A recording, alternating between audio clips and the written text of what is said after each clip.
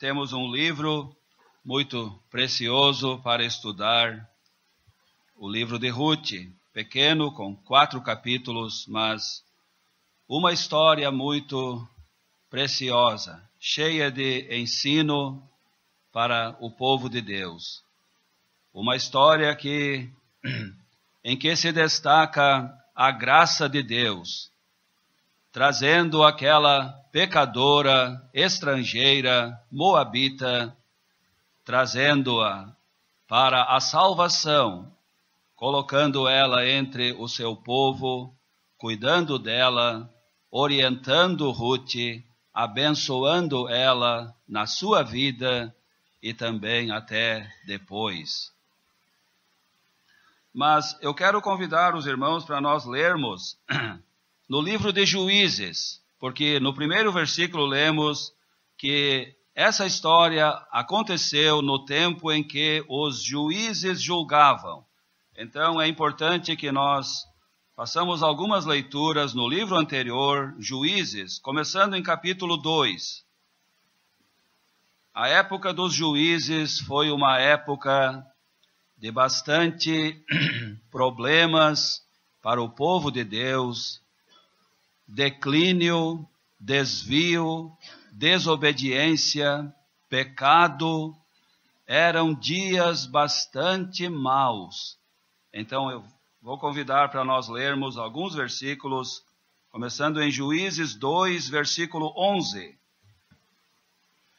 Então fizeram os filhos de Israel o que parecia mal aos olhos do Senhor, e serviram aos Baalins, isto é, a idolatria, e deixaram ao Senhor Deus de seus pais, que os tirara da terra do Egito, e foram-se após doutros deuses, dentre os deuses das gentes que havia ao redor deles, e encurvaram-se a eles, e provocaram ao Senhor a ira.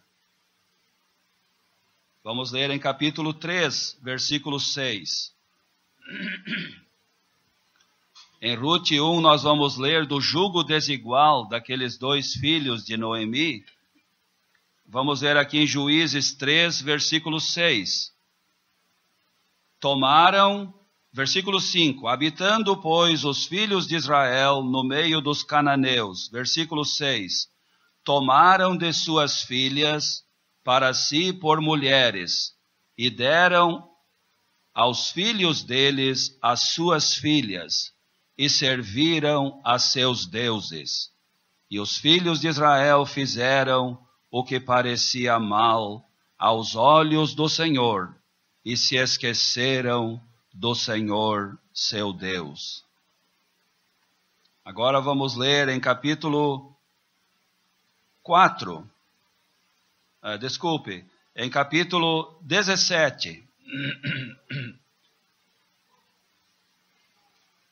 E versículo 6.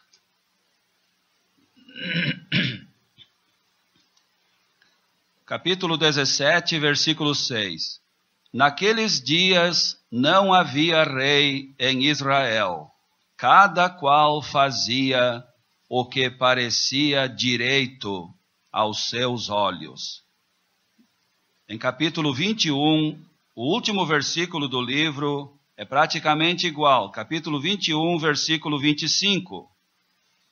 Naqueles dias não havia rei em Israel, porém cada um fazia o que parecia reto aos seus olhos.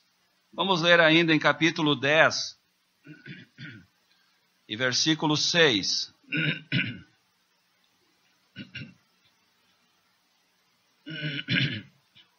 Capítulo 10 e versículo 6. Então tornaram os filhos de Israel a fazer o que parecia mal aos olhos do Senhor, e serviram aos Baalins e a Astarote, e aos deuses da Síria, e aos deuses de Sidom, e aos deuses de Moabe, e aos deuses dos filhos de Amon, e aos deuses dos filisteus, e deixaram ao Senhor, e não o serviram. E a ira do Senhor se acendeu contra Israel. Eu gostaria de ler também um pouco mais em Ruth, capítulo 2.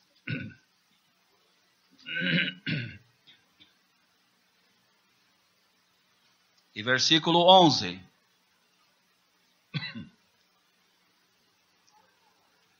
E respondeu Boaz para ela, e disse-lhe: Bem se me contou quanto fizeste a tua sogra depois da morte de teu marido, e deixaste a teu pai e a tua mãe, e a terra onde nasceste, e vieste para um povo que dantes não conheceste. O Senhor galardoe, quer dizer, recompense o teu feito, e seja cumprido o teu galardão do Senhor Deus de Israel, sob cujas asas te vieste abrigar. Também em capítulo 3,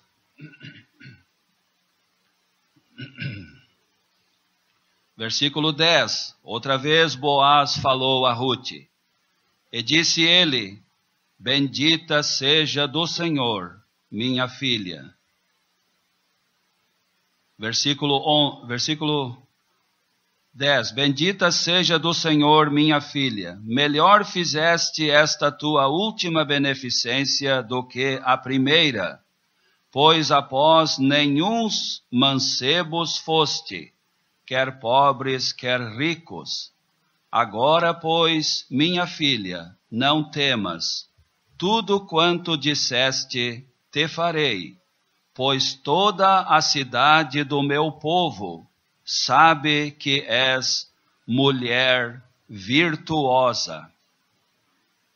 Aqui temos o testemunho, não que Ruth falava dela, mas que os outros falavam dela. Toda a cidade do meu povo sabe que és mulher virtuosa. E por fim, em capítulo 4, versículo 13.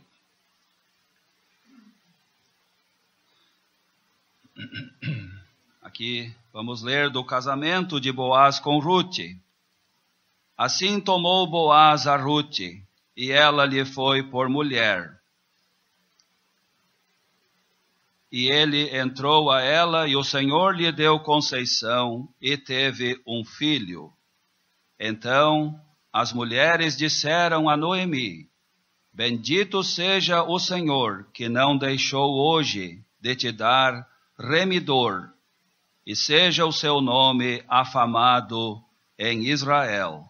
Ele te será recriador da alma, e conservará a tua velhice, pois tua nora, a Ruth, que te ama, o teve, e ela te é melhor do que 7 filhos. Mais um testemunho tão precioso. Ruth amava a sua velha sogra, cuidava dela e era melhor para ela do que 7 filhos. Mas nos últimos versículos nós lemos do nascimento do filho de Ruth, Obed, versículo 17. E as vizinhas lhe deram um nome, dizendo: A Noemi nasceu um filho, e chamaram o seu nome Obed. Este é o pai de Jessé, pai de Davi. E no último versículo lemos: E Obed gerou a Jessé, e Jessé gerou a Davi. Então nós lemos bastante, mas eu achei importante ler esses versículos para entender melhor as circunstâncias, os tempos, os dias em que se deu essa história lá entre o povo de Israel. O tempo dos juízes, os irmãos notaram só pela leitura de alguns poucos versículos no livro de Juízes, que eram dias de bastante desvio, o povo de Deus, infelizmente, se voltou para práticas do mundo, idolatria, foram procurar a religião do mundo. A religião do mundo não traz nenhum proveito para o povo de Deus, sempre trouxe só prejuízo, bastante prejuízo. Lemos lá em Juízes 3, o jugo desigual não começou ali com Malom e Quilion, como lemos deles em Rute capítulo 1. Lá em Juízes capítulo 3, foi uma prática, quem sabe, bastante praticada. O povo de Deus deu as suas filhas para se unirem com os filhos do mundo e tomaram os do mundo para se unirem com eles. O jugo desigual, vamos pensar nisso depois, se Deus permitir. Mas, no meio daqueles dias tão tristes, de bastante declínio, bastante prejuízo entre o povo de Deus, nós lemos que aconteceu essa história. Infelizmente, essa família se retirou do seu lugar, de Belém de Judá, e foram para os campos de Moabe. E lemos ali que o homem Elimeleque morreu lá, nunca mais voltou. Os 2 filhos também nunca mais voltaram para o seu lugar entre o povo de Deus na terra de Israel. Mas lemos dessa moça Rute, moabita. A Bíblia fala em Números 21 que Moabe era um povo perdido. Lemos aqui da idolatria, dos deuses da idolatria de Moabe. Essa pobre pecadora moabita, estrangeira, mundana, ela veio a se casar com esse filho de Elimeleque e Noemi, e nós vemos aqui a conversão, a salvação desta pobre pecadora. E vemos a graça de Deus, trazendo ela para o meio do seu povo, e cuidando dela, guiando Rute, abençoando ela, como nós cantamos aquele verso hoje do hino. Quanto além do que eu pensava, no meu Salvador achei. A história de Rute é uma verdade sobre isso. A história da salvação verdadeira de cada pecador, podemos dizer a mesma coisa. Quanto além do que nós imaginávamos, Deus na sua graça tem feito, nos salvando, nos livrando do caminho do inferno onde nós estávamos, nos dando um lugar abençoado entre o seu povo, cuidando de nós, nos conduzindo aqui, para nos levar eternamente para o céu. Então vamos pensar nisso depois. Mas, sobre esse livro,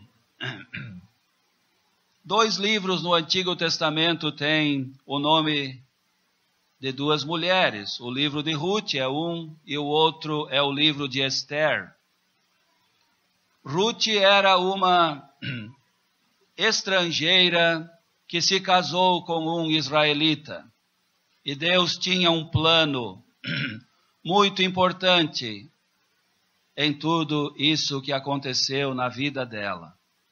Rute veio a fazer parte da família messiânica, a família que Deus escolheu para o nascimento do rei Davi, o grande rei de Israel no Antigo Testamento, a família da qual nasceram todos os reis de Israel e a família da qual nasceu o nosso bendito Salvador, o Rei dos Reis, o Senhor dos Senhores. Rute Deus trouxe aquela moabita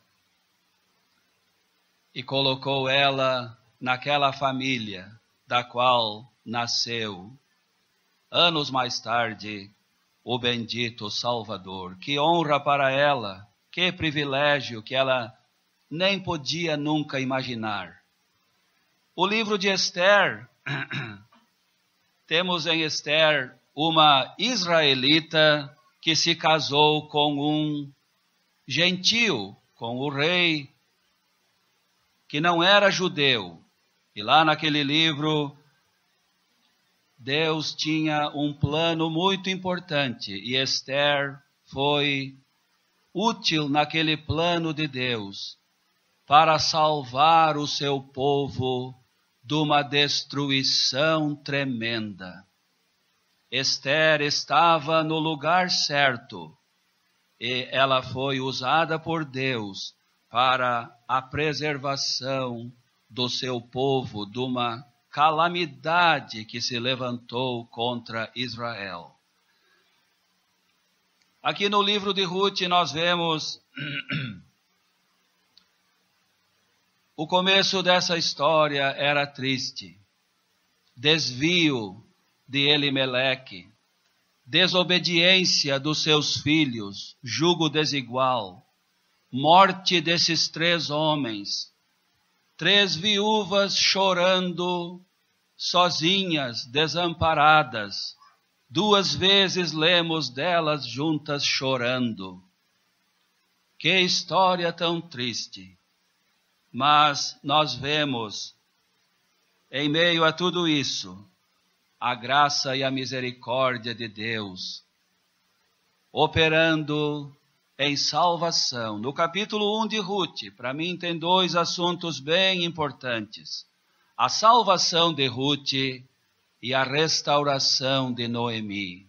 Graças a Deus, Noemi, depois de ter perdido tudo, ela diz ali, cheia eu parti, vazia o Senhor me fez tornar.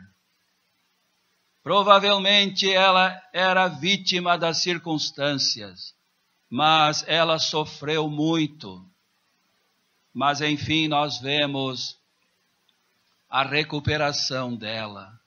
Ela se levanta nos campos de Moabe e ela volta para o seu lugar em Belém de Judá.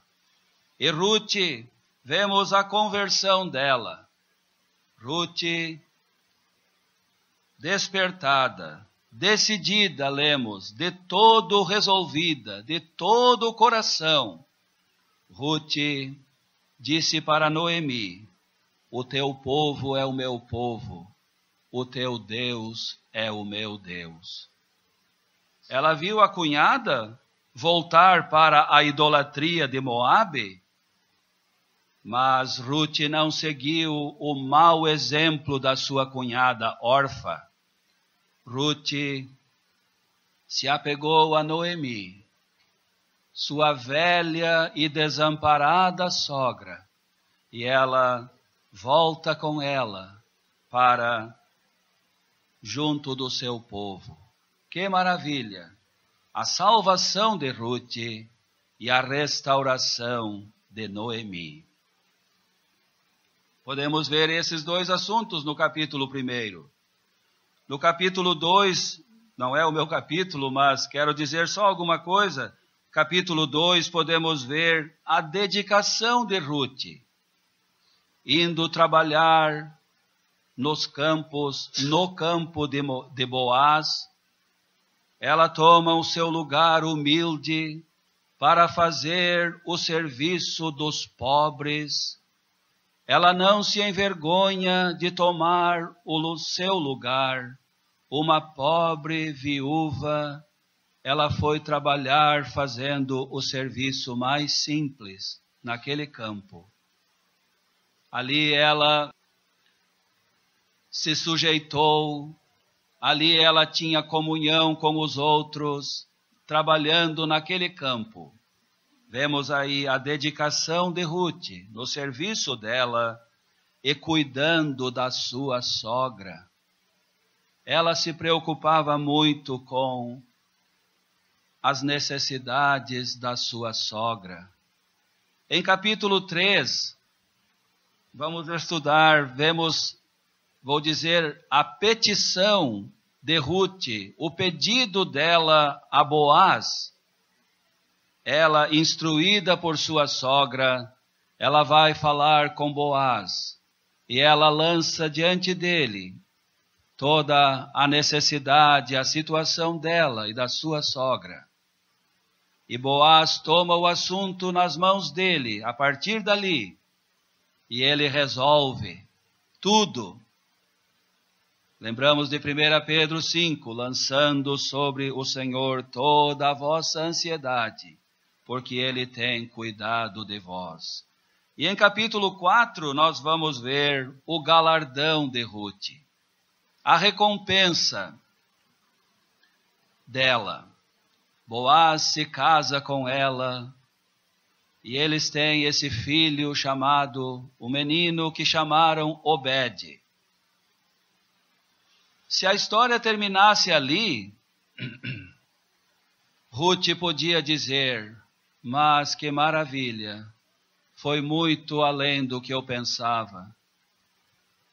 Mas nós vemos no final do livro, aquela família tem uma genealogia que vai até o nascimento do grande rei Davi.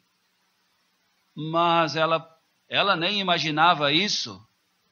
Mas ela, se alguém dissesse, ela poderia dizer, mas quanto além do que eu pensava.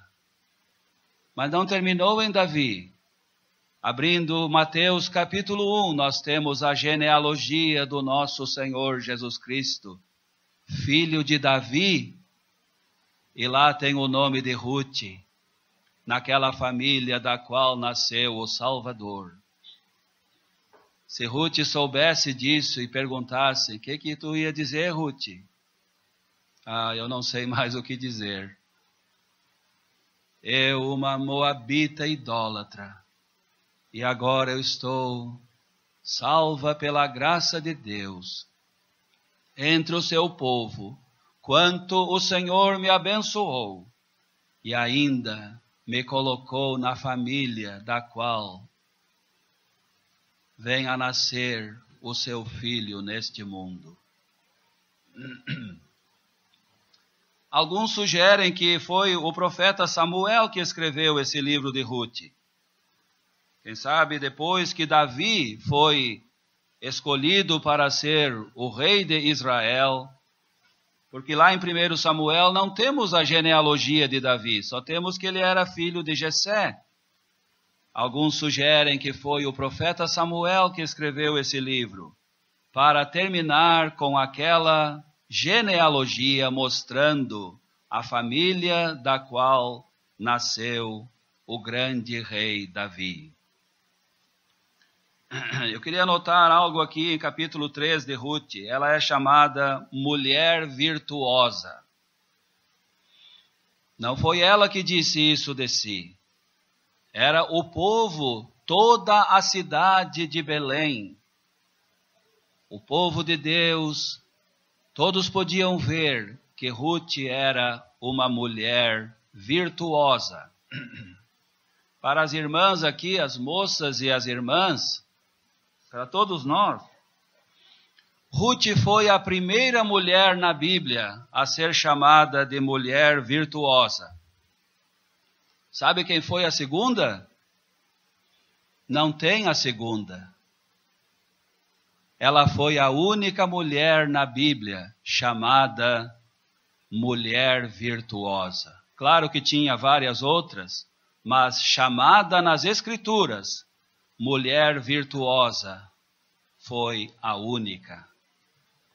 Nós lemos em Provérbios 31 sobre a mulher virtuosa, e lá diz, o seu valor excede muito o de rubins. O valor de uma mulher virtuosa vale mais do que muitas joias. Podemos pensar, mas então o que é uma mulher virtuosa? Uma mulher que teme ao Senhor, uma mulher salva, uma serva do Senhor, uma mulher espiritual, uma mulher cheia de boas obras, uma mulher fiel ao Senhor. Eu olhei até no dicionário. O dicionário diz assim: mulher virtuosa, com disposição firme e habitual para fazer o bem. Uma mulher sempre pronta e disposta para fazer o bem. Ruth era assim. Mulher de excelência moral, integridade moral inquestionável, mulher de vida pura. Seriedade no seu viver. Não vemos em Ruth uma mulher leviana, uma moça leviana, uma viúva jovem leviana. Ela não chegou em Israel para correr atrás de um novo casamento, não. Ruth tinha uma seriedade, uma conduta que era um exemplo. Ruth é um exemplo como uma serva trabalhando, servindo lá no campo. Ela é um exemplo no cuidado dos seus. Lemos em 1 Timóteo 5 sobre as viúvas mais jovens, mais novas. Lemos lá naquele capítulo: se alguém não tem cuidado dos seus, negou a fé e é pior do que o infiel. Ruth nunca era assim. Ruth amava sua velha sogra e cuidava dela. Ruth é um exemplo como esposa, se casando com Boaz. Ruth é um exemplo como mãe daquele filho que tiveram chamado Obed. Ruth é um exemplo para nós. Esse livro pequeno é cheio de ensinamentos tão preciosos para nós. Sobre a mulher virtuosa, eu não quero me esquecer. Lá em Provérbios 31, escrito pelo rei Salomão, nós temos ali no último capítulo, aquela última parte, um relato de virtudes e boas obras de uma mulher virtuosa. Eu vou oferecer uma sugestão. Salomão teve muitas mulheres na vida dele. Acredito que nenhuma era virtuosa. Eu vou oferecer uma sugestão, que Salomão, ao escrever sobre a mulher virtuosa, ele nos dá um relato da vida virtuosa da tataravó dele. Sabem quem era a tataravó de Salomão? Era a dona Ruth. Era ela mesma, bisavó de Davi, tataravó de Salomão. E lá sobre a mulher virtuosa, pode ler depois. Não lemos da mulher virtuosa correndo numa carreira profissional, alcançando alta posição nos negócios desse mundo, numa empresa, gerenciando uma loja ou coisa assim. Você pode ler o último capítulo de Provérbios. A mulher virtuosa trabalha na sua casa, cuida dos seus filhos, cria a sua família, ajuda o seu marido. As boas obras dela estão ali no seu lar. Mas para mim isso é precioso. A Ruth é chamada, a única chamada, mulher virtuosa na Bíblia. Que exemplo para as irmãs. Então, Vamos começar o estudo, já falei demais, e vamos contar com a boa mão de Deus conosco e a ajuda dos nossos irmãos. E eu vou sugerir que nós, nesse primeiro capítulo, tem 6 pessoas. Elimeleque, os seus 2 filhos, Malom e Quilion, Noemi, vamos pensar na restauração dela, e tem a Orfa e a Ruth. Tem 6 pessoas. Eu vou sugerir para nós pensarmos em cada um deles, nas escolhas que fizeram, nas consequências que tiveram suas escolhas. Então, vou me sentar e vou contar muito com a cooperação dos irmãos. Esperamos que tenhamos um tempo aproveitado. Os irmãos podem ter a liberdade de falar agora sobre o livro de Ruth como um todo e quando aconteceu. Vamos deixar tudo isso agora aberto para o nosso estudo. Então, alguém querendo dizer algo sobre o livro, sobre a Ruth, sobre os dias dos juízes? Então, vamos ouvir, vamos apreciar. Seu Roberto, alguém tem dito que este livro brilha no meio de 2 livros escuros. Porque devemos não só nos lembrar dos dias dos juízos, mas o livro que segue. Nos 2 livros, Juízes e 1 Samuel, houve impureza. Houve desobediência à palavra de Deus. Houve Deus atuando em juízo, sem dúvida. Mas no meio brilha Deus operando em restauração, em salvação, em bênção. É a maravilha cumprir os seus propósitos, mesmo em dias maus. Isto deve nos animar. Sim. Mesmo em dias mais difíceis, Deus está sobre o trono, e tudo está sob o controle dele. Sim, obrigado, seu João. Eu queria dizer, eu sabia que eu ia me esquecer de alguma coisa. O homem Boaz, ele se destaca muitíssimo neste livro. Ele é uma figura do nosso Senhor Jesus Cristo. Ele é o Senhor daquele campo.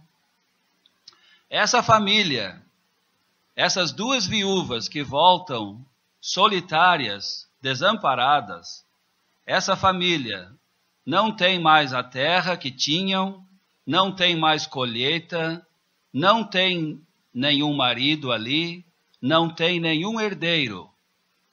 Então, a perspectiva daquela família, daquelas 2 viúvas, era terrível. Mas, em Boaz, esse homem de Deus, ele provê tudo. Ele compra toda a propriedade que Noemi tinha perdido, vendido. Ele tem o campo dele, de Boaz. Ele se torna o marido de Ruth. E o resultado é o nascimento do herdeiro, do Obed. Então, o campo de Boaz também serve como uma ilustração até de uma igreja local. 1 Coríntios 3 diz, Paulo escreveu sobre a igreja em Corinto, diz, vós sois lavoura de Deus. Uma lavoura, nós sabemos, lugar de bastante trabalho, para semear, para cultivar, lugar de onde se esperam frutos. Uma igreja deve ser assim. Seu Roberto, é bem interessante olhar na Bíblia e estudar os tempos de fome. Os tempos de fome é uma prova e muitas vezes nós vemos as consequências que não devia. Muitas vezes, neste tempo, a maior falha é não buscar a vontade de Deus. Pois é, esse homem Elimeleque, resolveu sair do seu lugar, mas Boaz não saiu. Boaz ficou lá, e ele era muito abençoado anos mais tarde, quando Noemi voltou. A primeira fome foi no tempo de Abraão, ele desceu para o Egito, e neste tempo ele não edificou nenhum altar. Pois é. E neste caso aqui, lá em Moabe, não tinha nada para Deus. Pois é. Então, quem sabe tem alguém aqui pensando de se mudar? Bom, buscar a vontade de Deus do que, quem sabe, fazer um grande erro, ir por causa da prosperidade numa cidade longe dos crentes, onde não tem igreja, onde não tem nada, é só prejuízo. Que Deus nos ajude. Amém.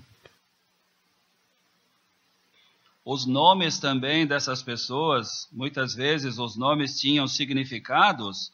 Elimeleque quer dizer, meu Deus é rei. Mas, ao tomar aquele passo, parece que o seu Elimeleque estava negando o que o nome dele significava. E quando um crente verdadeiro se desvia do seu lugar, quem sabe na igreja de Deus, vai para longe do povo de Deus. Olha, o cristão também, ele tem um nome, ele profere o nome de Cristo. Cristão, discípulo, quantos termos nós temos no Novo Testamento que descrevem as pessoas salvas? Então, Elimeleque parece que negou o significado do seu nome ao sair de Belém e ir para os campos de Moabe. Belém em si é algo que deve chamar a nossa atenção. Belém de Efrata. Efrata significa terra de fruto. Frutífero. Frutífero. Belém é casa de pão. O Senhor disse que o campo do capítulo 2 faz o Senhor se lembrar da igreja. Belém também deve ser um exemplo de uma igreja. Pois é. Casa de pão, Sim. onde há alimento para o povo de Deus. Mas, se eu entendo certo, seu Roberto, esta fome continuou por 10 anos. Porque só ao fim de 10 anos, Noemi ouviu que Deus visitou o seu povo, dando-lhe pão. Indica para nós algo muito sério. 10 anos de fome. 1 ano de fome é terrível. Mas eu estou tentando introduzir o assunto. Será que isto pode acontecer numa igreja? Casa de pão, fome. Se alguém pode garantir que não, então... O resultado de desvio, de desobediência, Sim. então dias de fome vêm. Nós lemos em Juízes a desobediência, a idolatria, o desvio de Israel do Senhor, deixando de servir a Ele, que era a fonte de todas as suas bênçãos, para servir a idolatria do mundo. Seu Vinícius?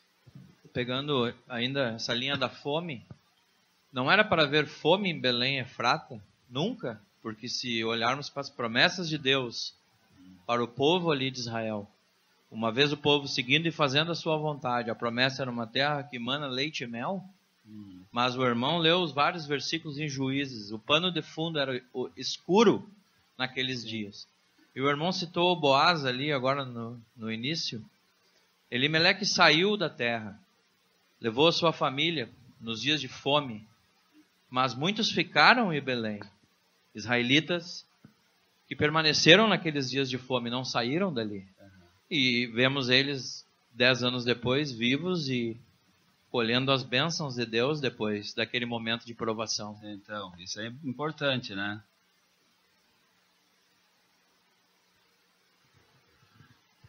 E uma coisa, eles não saíram, parece, de Belém pobres. A Noemi diz, cheia a partir. Quem sabe olharam para Moabe, olha, lá nós vamos ganhar mais, lá nós vamos plantar e vai render muito mais.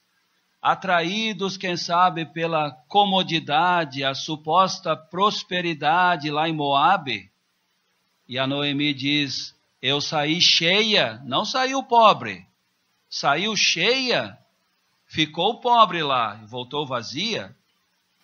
Seu Henrique. Saíram para escapar da fome.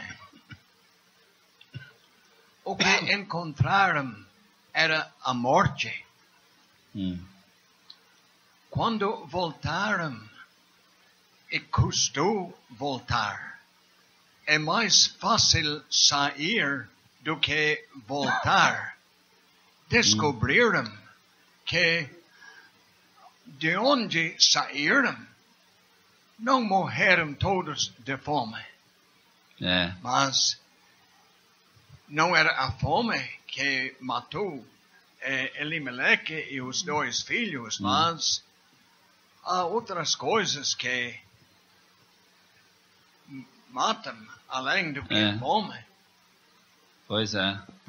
Eu tentei olhar em Juízes, onde será que essa história se encaixa em Juízes? Se alguém quisesse nos dar uma sugestão. Lemos ali em capítulo 10 que o Israel serviu os deuses de Moabe. Eu pensei, será que Elimeleque era um idólatra? Ele se apegou com a idolatria de Moabe, está lá em Juízes 10. Será que Elimeleque era um idólatra e resolveu se retirar de Israel para ir para junto da idolatria de Moabe? Ele morreu lá. Eu fiquei pensando, não podemos afirmar isso, mas ele nunca mais voltou. Seu Roberto, em capítulo 6 de Juízes, nós lemos dos midianitas subiram lá como gafanhotos e deixou o povo sem nada para comer. Eu achava que, quem sabe, dava para encaixar ali. Israel empobreceu muito ali, nós lemos. O senhor falou da tataravó de Davi. Quem Salomão. era... De Salomão. Salomão. Quem era a mãe de Boaz? Outra mulher abençoada chamada Raabe. Exatamente, é interessante ver essas duas abençoadas por Deus. Pois é. Seu Luiz? Não, ainda só voltando ao assunto de cheias saíram, né? E cheias sair, diz Noemi. Quando ela saiu, certamente não pensava assim. E nem os filhos, nem o marido, quem sabe poderiam sair apenas com poucas coisas. Mas agora, diante de tudo o que aconteceu, e da mão de Deus sobre eles, voltando ela podia olhar para trás e ver quão enganada eu estava. Quão enganada eu estava. Eu estava cheia. Justamente. E não tinha percebido. Agora, vazia eu voltei. Seu Greg mencionou Raabe, né? Sim. Então, isso pode nos indicar que essa história se deu talvez uma geração apenas depois da morte de Josué. Então.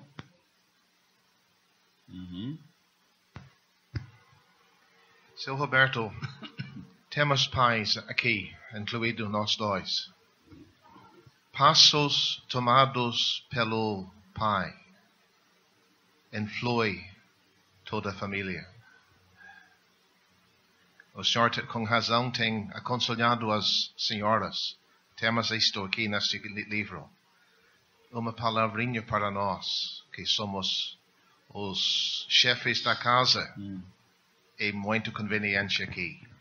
Elimeleque tomou um passo. Trouxe prejuízo não só para ele, mas para os dois filhos. 3 morreram. É uma vida de tristeza para a mulher dele. Fala um pouco. Um passo errado para se desviar dos caminhos de Deus, como o seu Henrique tem dito. Se desviar é fácil, mas se recuperar depois custa. E com quanto prejuízo e sofrimento. Seu Tomás? Seu Carlos? Nós temos um outro caso parecido com o caso, com as consequências que vieram para Elimeleque, quando no livro de Daniel, aqueles que acusaram Daniel, acusaram os amigos de Daniel para colocá-los no forno de fogo ardente. Depois, eles foram colocados ali. Mas também as suas famílias, suas mulheres e seus filhos também.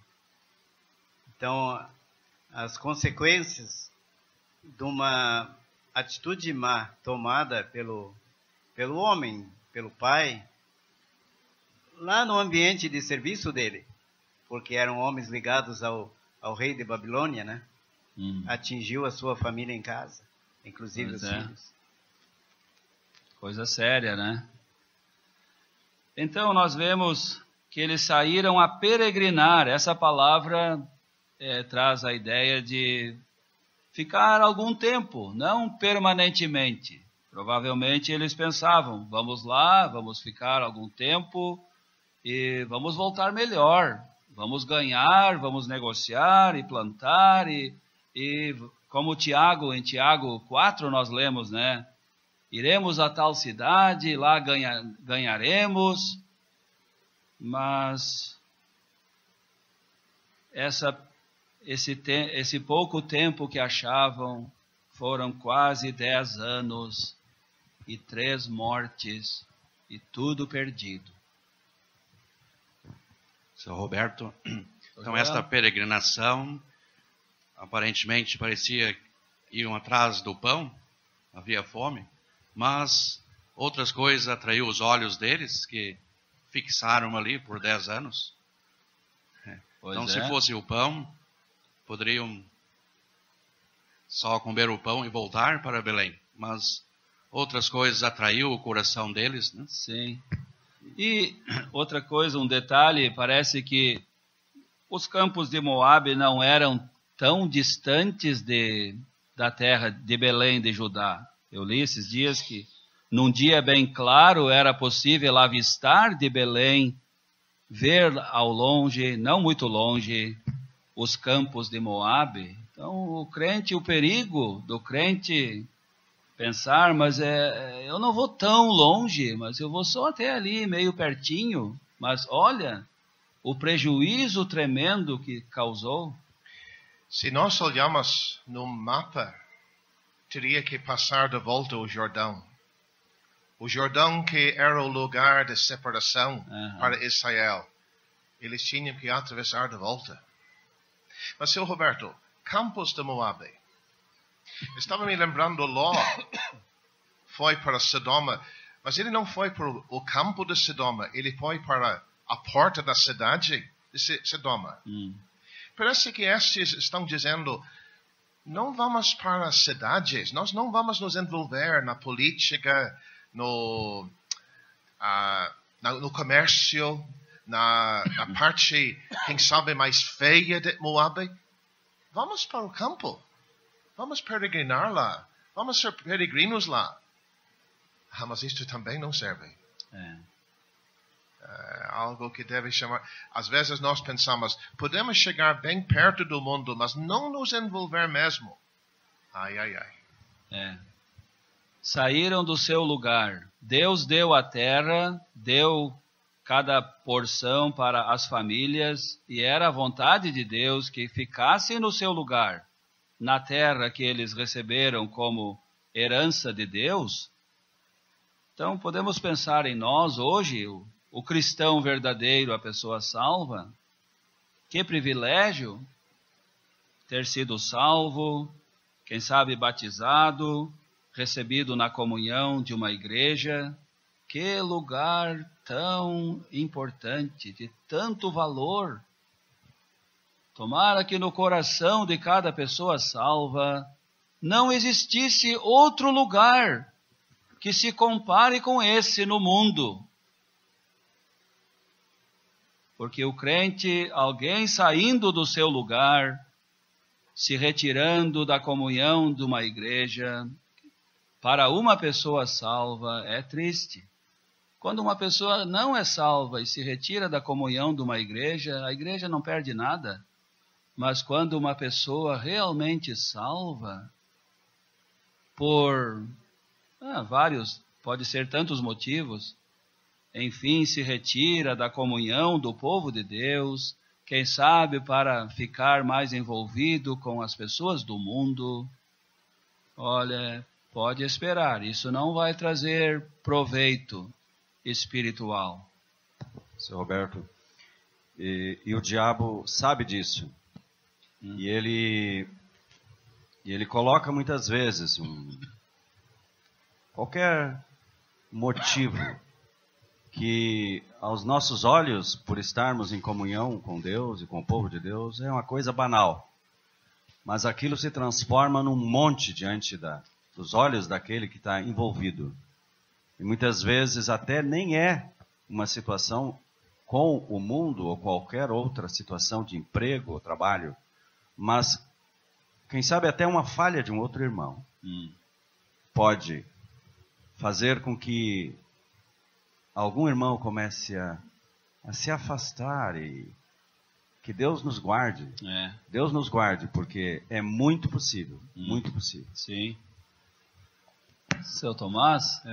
Nós temos pensado no prejuízo que advinha dessa mudança, mas nós lemos no versículo final que voltavam dos campos de Moabe e chegaram a Belém no princípio da cega das cevadas, próximo do tempo da Páscoa. Lá perderam todas aquelas festas anuais, perderam todos aqueles encontros, aquelas oportunidades, e quem se muda para longe, onde que vai estar no dia das conferências, nos estudos, na ceia, perde tudo isto, que é um prejuízo imensurável. Sim, né? Sem dúvida. Não tem salário elevado que indenize o salvo pela falta da comunhão e as bênçãos oferecidas por uma igreja. Que adianta uma conta bancária bem cheia e uma alma vazia e triste? Perder a alegria, quem sabe, da sua salvação, perder a comunhão do povo de Deus, mas que adianta isso? Seu Roberto, eu estava pensando no comentário do Sr. Vinícius. Ele falou do povo que saiu do Egito, foi dado uma terra de primeira qualidade, foi abençoado, mas qual foi o grande problema? Desobediência.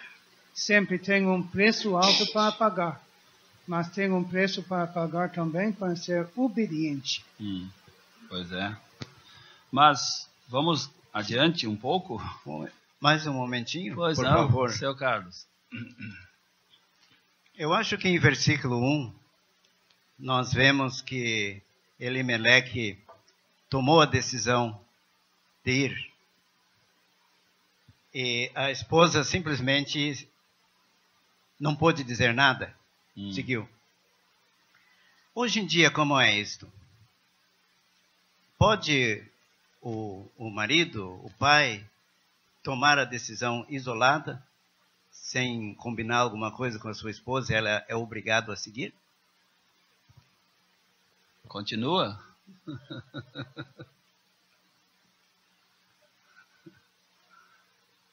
Olha, sendo um casal de crentes, é bom conversar e orar, mas, enfim, a palavra final é do homem. Ele é o cabeça da casa. Quantas vezes, quem sabe, é a mulher que toma a decisão e o homem não diz nada, seu Carlos, o contrário do que o senhor disse? Mas, seu Carlos, nos diga, o senhor tem algo por trás dessa colocação? E é interessante, desculpa. Eu estava pensando naquela passagem na carta de Pedro que diz: maridos, coabitai com elas com entendimento, para que não sejam impedidas as vossas orações, porque juntos sois participantes da graça da vida. Mais ou menos assim o versículo. Então, não é só na questão da mudança. Já tem acontecido que alguém não quis mais participar da igreja local. Num casal, né? Aí o outro simplesmente acompanha. Bom, ele não quer ir mais, ou ela não quer ir mais, nós somos casados, fica ruim, ele está indo lá em tal lugar e eu aqui na igreja local, ou ela está indo lá e eu aqui. Então, não se aplica isso, né? Acho que Nesse não. ponto, não.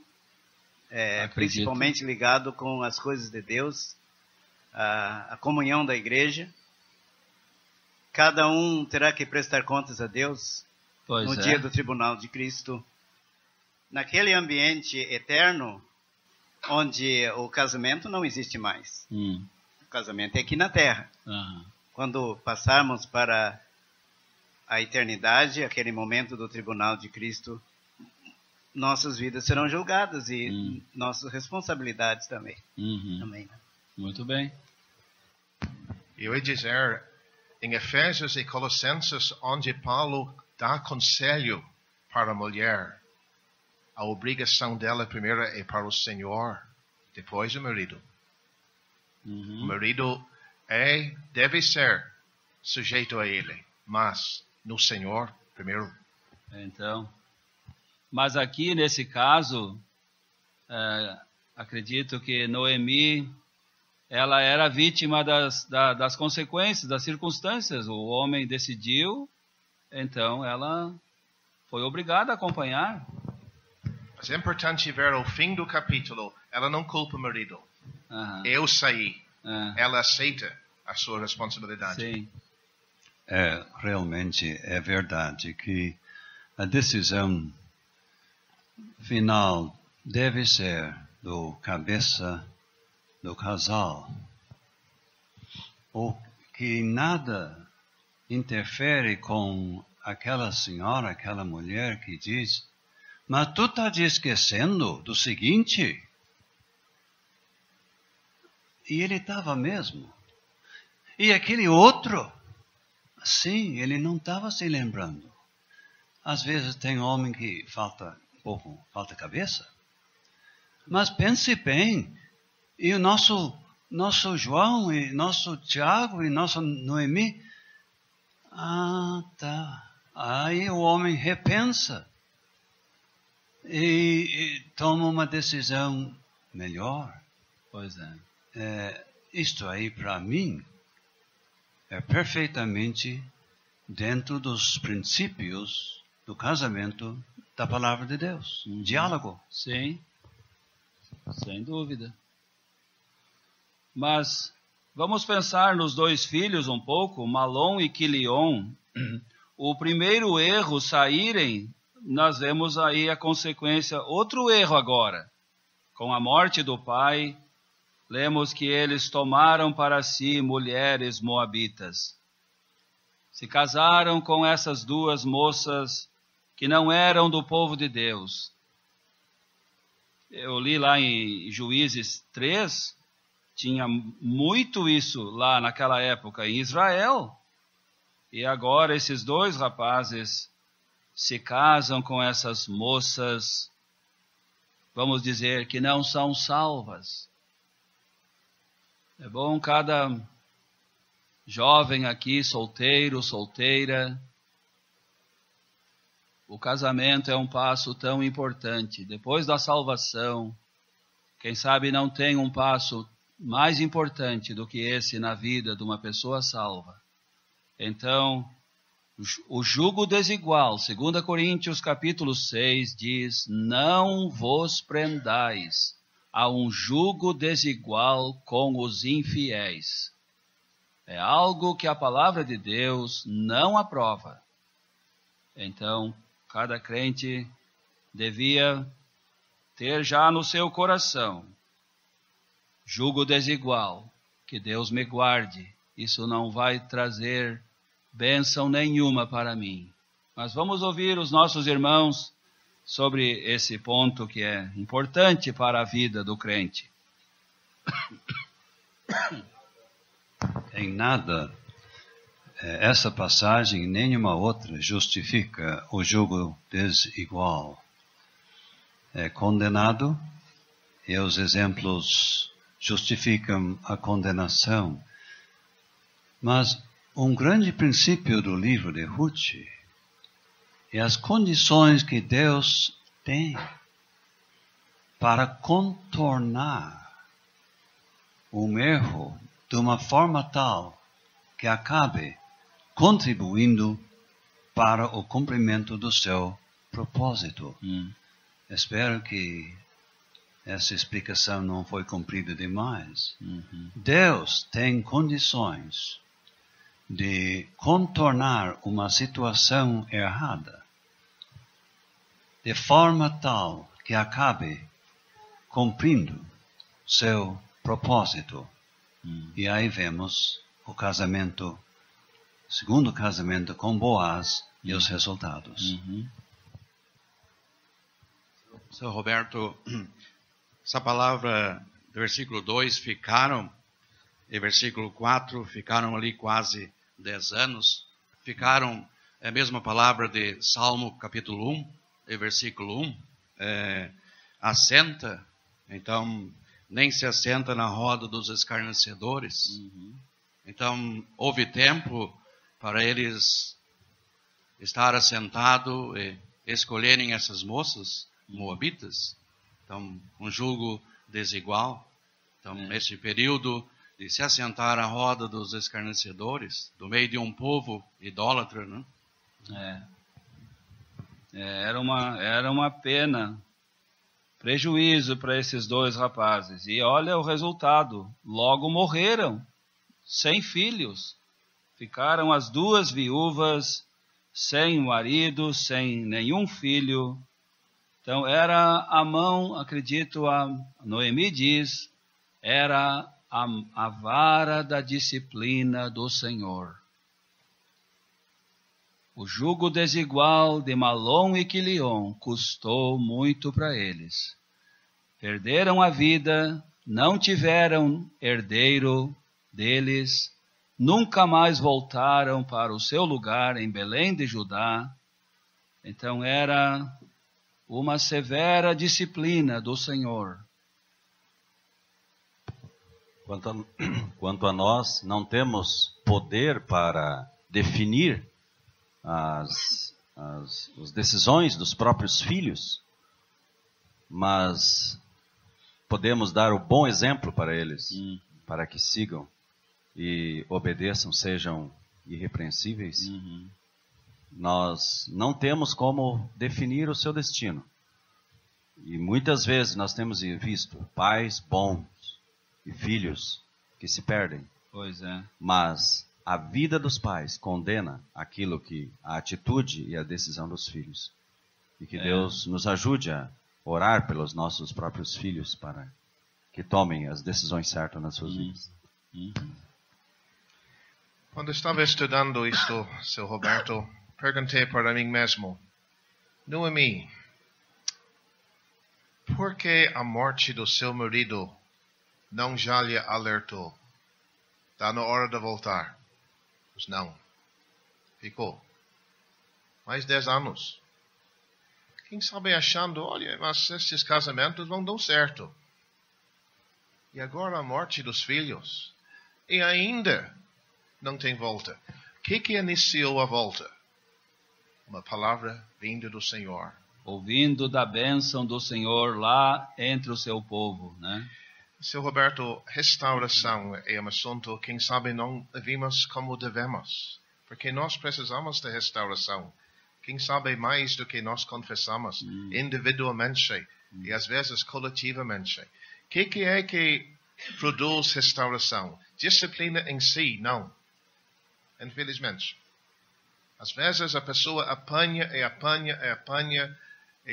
parece que não reconhece isto como um sinal de iniciar restauração. Mas o coração sendo atendido. Ouvimos ontem de calorosamente.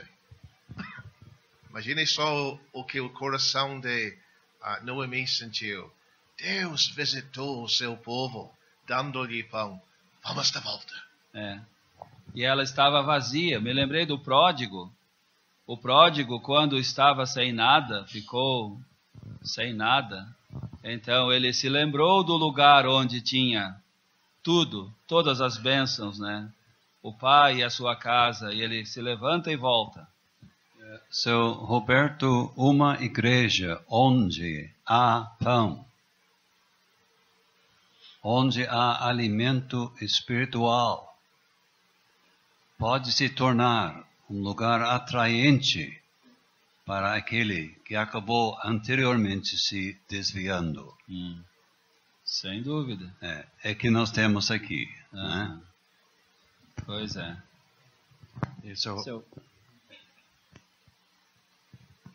Talvez o senhor pode me ajudar. Parece que Campos de Moabe, de versículo 6, Campos de Moabe, de versículo 1, tem uma diferença. Então, pode dizer para nós. Não, versículo 1, naquele olhar de levá-los para lá realmente, né? Aqueles campos atraíram. Mas aqui voltou dos campos de Moabe. Não era mais não enxergava da mesma maneira. Não era mais aqueles campos. Mas como já temos ouvido a notícia, havia pão em Belém. Então havia fartura lá, que atraía o coração de Noemi. O seu João mencionou disciplina e depois restauração. E nenhum de nós mencionou ainda que Noemi usa 3 nomes distintos para falar do Senhor aqui. Então o irmão pode nos ajudar. Sim. Ela usa um termo, um dos títulos, um dos nomes do Senhor Deus, o Todo-Poderoso, é a palavra Shaddai, né? Eu achei bem interessante que ela usa esse termo. O Todo-Poderoso, grande amargura me deu o Todo-Poderoso. O Todo-Poderoso me tem afligido tanto. Eu olhei lá em Gênesis, muitas vezes esse nome, Shaddai, era um dos nomes do Senhor quando ele cuidava de Abraão, Isaque e Jacó, peregrinando na terra de Israel. Eu achei bem interessante, o mesmo nome. O Senhor que cuidava dos seus servos peregrinos naquela terra, era o mesmo que disciplinava aquela família desviada fora do seu lugar. Mas, Vinícius, talvez tenha algo a mais para acrescentar? Eu não recordo de todos os nomes. Seu João, de repente, nos ajuda? Jeová tem aqui, sim, o Senhor. O Senhor falou no início sobre o contraste e a ligação entre Ruth e Esther. Este é o contraste. Em Esther, nenhuma vez o nome de Deus aparece. É interessante, né? 3 vezes, pelo menos, títulos diferentes aparecem em capítulo 1 aqui. Pois é. O nome do Senhor não aparece no livro de Esther, mas não tem a menor dúvida da atuação dele por trás de tudo. Seu Roberto, tem escolhas na vida com consequências. Olha, a Orfa voltou, nunca mais lemos dela. Nunca mais. A Ruth, o Senhor falou da salvação dela, levou ela a ser separada das Moabitas para sempre. Foi ligado com sofrimento, mas acabou numa segurança total. É. 4 palavras com a letra S, não sei se pegou ou não. Ah, é? Salvação, separação, sofrimento, segurança. Cada pessoa salva tem isso. Muito bem. A órfã, ela voltou, nós lemos, ela nos faz lembrar a mulher de Ló. E quantas pessoas, infelizmente, têm sido como a mulher de Ló? Não só mulheres, quantos homens são como a mulher de Ló?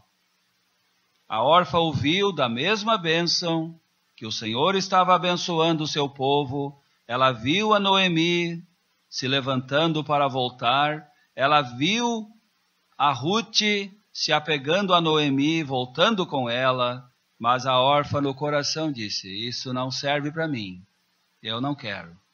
Moabe, o meu povo, o povo perdido, a idolatria, o mundo. E quantos são assim como órfã, como a mulher de Ló, que viram as costas para a bênção que Deus coloca diante deles, que poderiam e deveriam desfrutar, e fazem como órfã, voltam para trás, e aqui depois nunca mais lemos de órfã. Coitada, quem sabe está no inferno hoje, se lembrando a loucura da sua triste escolha. Restauração, como já ouvimos, é custoso, difícil. Caminhar de volta, tudo bem. Levar 2 moabitas. Noemi bem sabia que Deuteronômio disse, o moabita não entra na congregação do Senhor nem até a 14ª geração.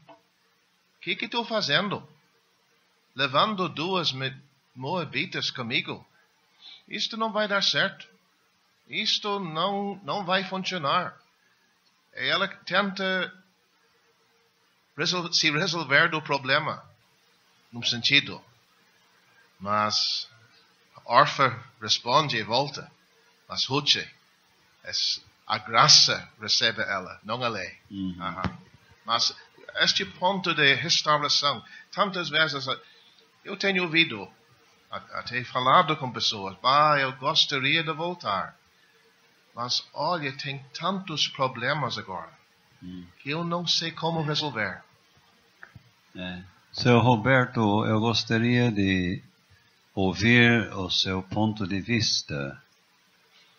Nessa atitude da Noemi, de desestimular as viúvas a acompanhá-la, o Senhor dá razão a ela ou tira razão dela? Mas dá razão em que sentido, seu Tomás? Era certo ela desestimular a sua volta e mandá-las de volta para a sua terra? Era certo? Ou não?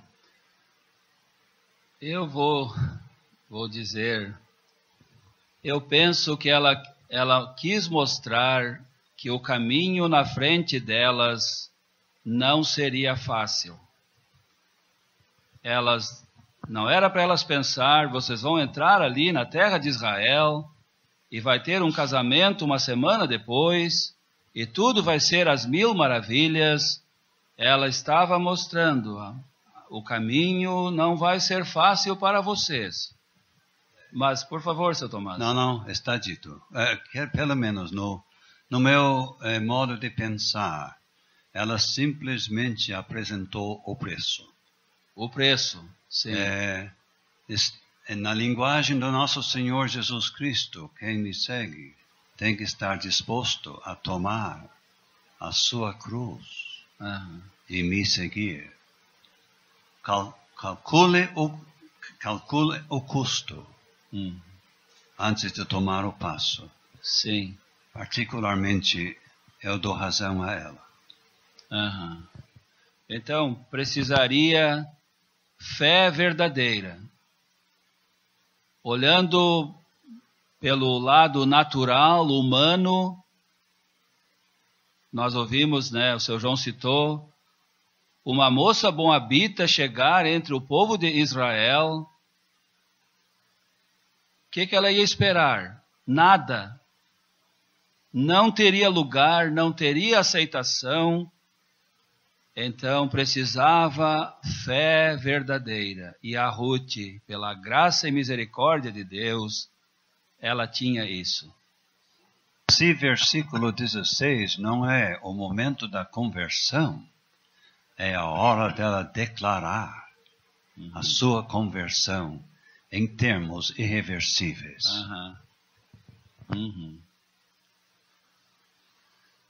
Então, nós temos que, não vamos poder olhar versículo por versículo, mas pensando nas pessoas.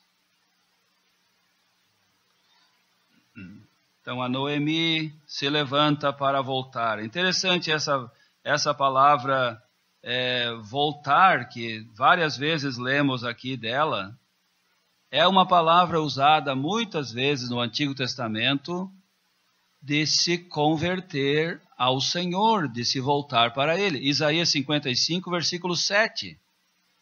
Deixe o ímpio o seu caminho e se converta ao Senhor. Torne para o nosso Deus. Essa palavra está ali, na atitude de Noemi. Ela se levanta e ela se volta para Deus. O ponto de se casar ou não, até hoje, é um ponto de teste para muitas irmãs jovens. Infelizmente, temos visto irmãs, eu acredito irmãs, podemos usar a palavra, sendo testado e falhar, e entrar em situações que destruíram as vidas. Seu Roberto, fala. O senhor vai ter o estudo, capítulo 2, né, seu João? Eu ia sugerir, uma moça quer esperar um bom casamento, então sirva na igreja, seja uma crente fiel, no seu lugar, na igreja, em comunhão com o povo de Deus, e espere no Senhor. Ruth não correu atrás de nenhum moço, nem ricos nem pobres. Ela não correu atrás de casamento nenhum, mas Deus encaminhou o bom e abençoado casamento para ela. Acho que eu sou ainda jovem, acho que sou ainda. Meus irmãos mais experientes aqui nessa área podem falar com bastante mais peso.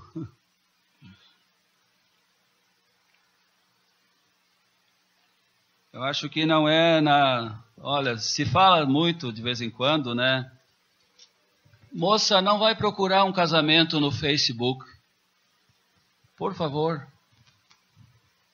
Seja uma moça boa na igreja, trabalhando, ajudando, servindo, fazendo o que estiver ao seu alcance, no seu lugar, como irmã em Cristo. E deixe que Deus vai fazer um bom homem, um bom rapaz, colocar os seus olhos em você. Nós temos aqui, talvez, uma situação diferente da situação atual. Uma viúva era uma pessoa desamparada.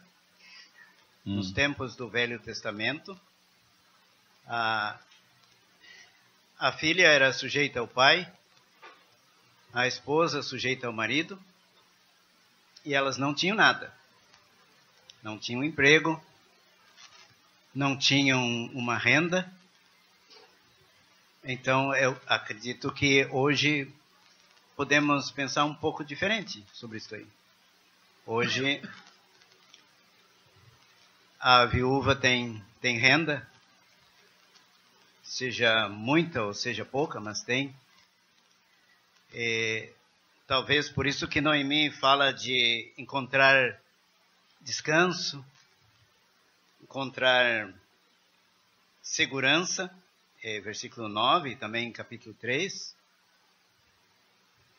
ou como se dizia aqui mesmo, anos atrás, ser amparada. Uma moça, que o casamento seria um amparo, no sentido que ela dependeria do marido para viver. O senhor não veja alguma diferença de agora? Ah, sim. Ali não tinha pensão para a viúva, um salário lá, um cartãozinho e um salário no início de cada mês, né?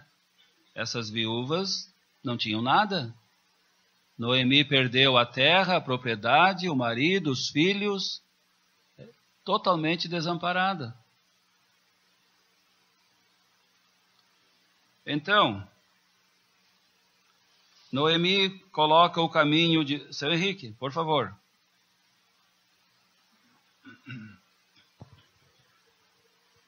Nós lemos de Ruth que o Senhor Deus de Israel, sob cujas asas te vieste abrigar. Eu acho que está tudo explicado aí. A sua fé não estava em Noemi, nem em outra pessoa, a não ser o Deus vivo e verdadeiro. E ele tem dito, aos que me honram, honrarei. Isso é muito bom lembrar. A atitude de Ruth era uma atitude sincera, genuína, para com o Senhor Deus.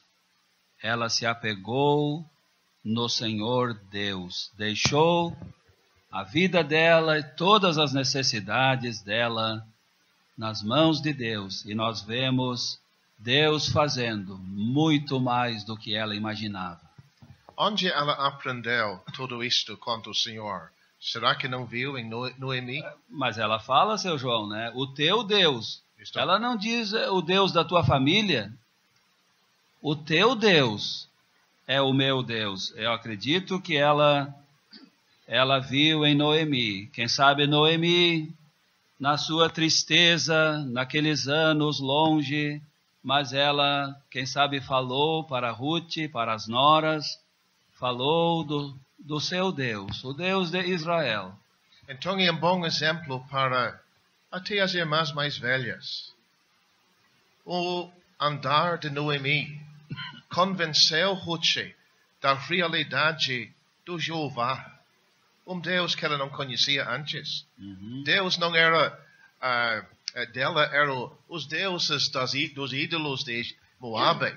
Agora tem uma senhora que tem um Deus vivo, um Deus que dá para confiar, e agora ela se abriga embaixo das asas dele. Que exemplo bom que uma irmã velha poderia mostrar. Essa volta dela, Sr. Roberto, não era um passo no escuro. Ela foi de volta com convicções. Sim. Acredito. E quem sabe precisamos ver mais pessoas salvas com desejo de ser batizadas e com desejo, com convicção, fazer parte da comunhão. A convicção, quem sabe, está faltando entre nós. E a Noemi, ela se humilha. Ela não volta dizendo, eu não fiz nada errado, mas não, ela toma o seu lugar humilde. Ela reconhece, a mão do Senhor se descarregou sobre mim, o Todo-Poderoso me tem afligido tanto, mas ela, como Jó, ela não atribui a Deus falta alguma. Ela não se queixa dizendo que, como se Deus tivesse feito algo fora da medida com ela. Isso é interessante. Ela reconhece tudo o que o Senhor tem feito. Ele tem feito certo. Até eu falei antes desse nome que ela usa, o Todo-Poderoso, Shaddai. Aparece muito nos Salmos, mas em Jó 5:17 foi dito: bem-aventurado é o homem a quem Deus castiga, disciplina. Não desprezes a disciplina do Todo-Poderoso, do Senhor, de Shaddai, a mesma palavra.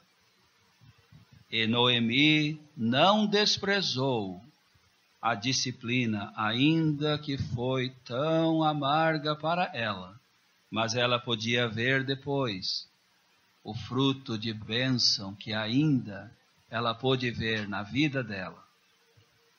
Eu acho que não foi dito ainda, Sr. Roberto, que o significado de El Shaddai é o conceito de um Deus todo-suficiente. Um Deus para quem não há problema que não possa ser resolvido. Pois é. O Deus todo-suficiente. Sim. Pois não?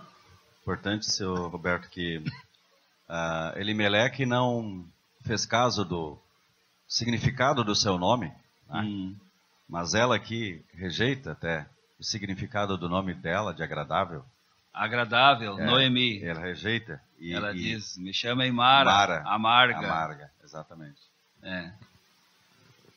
Eu não vou esquecer um dia aqui no Rio Grande do Sul, um homem chegou na nossa casa e depois de conversar um pouco ele falou de uma mudança que fez. E ele disse, olha, Sr. Greg, 14 anos da minha vida perdida. Noemi podia dizer 10 anos perdidos. Olha, o Tribunal de Cristo está na frente, que Deus nos ajude a buscar dia a dia a vontade do Senhor. No último versículo tem, elas chegaram a Belém no princípio da cega das cevadas. Essa palavra princípio, eu olhei na Bíblia, a primeira vez que ela aparece é quando Abraão sobe de volta do Egito, em Gênesis 13, se não me engano, e ele volta para o lugar onde, diz lá, primeiro estava e tinha a sua tenda e o altar que ele havia edificado para o Senhor. Noemi volta para o lugar, quem sabe, da onde ela nunca devia ter saído. As primícias da cevada eram oferecidos o dia depois da Páscoa, como vimos. Imagine só, bem nos dias que Noemi chegou. Tudo está funcionando. Eu parti, mas Deus não mudou. Nem o povo dele. Nem o ambiente bom daqueles encontros de Páscoa, de primícias, de pangasmos. Tudo está em ordem. Mas, Sr. Roberto, é importante nos lembrar. A safra das cevadas era o início da safra grande. E foi até a safra do trigo. E isto termina capítulo 2. Então, ela está entrando no início de uma grande safra. Sim, era a primeira colheita. A primeira colheita era a cevada e depois tinha as outras, né? Uma coisa importante sobre a Ruth, em versículo 18, vendo ela, pois, que de todo estava resolvida para ir com ela. Ruth estava decidida, de todo o coração. Quem sabe é isso que falta em muitos, por isso não se salvam. Um dia eu vou me salvar, mas esse dia não é hoje. Depois de tal coisa eu vou me salvar. Que bom quando o pecador chega ao ponto que ele fica resolvido de todo o coração, eu quero ser salvo agora. É esse assunto que eu tenho para resolver agora. As outras coisas ficam para um segundo plano, mas de todo resolvido. A Ruth estava decidida de todo o coração. O Senhor disse em Jeremias 29, se não me engano, buscar-me-eis e me achareis, quando me buscardes de todo o vosso coração. Mas o tempo... Seu Roberto? Seu Moisés. Será que não dá para ver também nesta comparação, a Ruth, aliás, a Noemi, estava entrevistando duas pessoas para entrar na comunhão do povo de Deus. A Orfa não passou no teste. A Ruth era uma crente genuína. Esta pode ser introduzida entre o povo de Deus. Só que é uma mulher, né? Só que essa entrevista é com os irmãos, né? Mas o princípio é bom, vale, seu Moisés, claro.